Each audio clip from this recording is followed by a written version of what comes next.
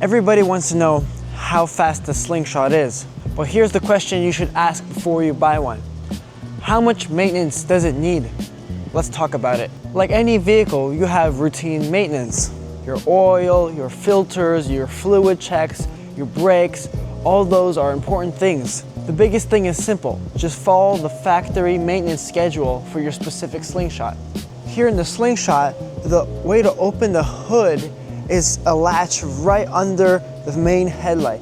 You need to first make sure your vehicle is unlocked, and then you push up on the lever, grab a hold of this part, and pull up and back.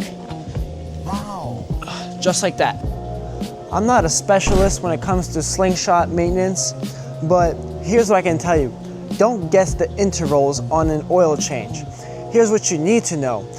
After the first 500 miles, I would come in, change your oil and your oil filter, just so you could break in that new engine. From then on, do your oil change every 5,000 miles and maybe some maintenance along with that. Next up is this tire. This massive 305mm tire puts the power to the ground. For this tire, make sure you look out for your tire pressure, uneven wear, tire damage, and remember, this main tire is where the drive belt is, so it's gonna wear out faster than your front tires, but don't forget about your front tires, they're important too.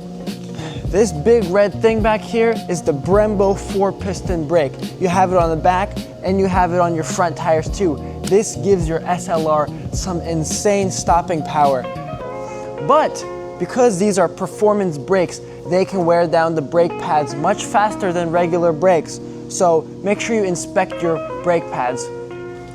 Here's that front brake. So if you hear any unusual noise, pad wear, or something doesn't feel right, get it checked out. It's better to be safe than sorry.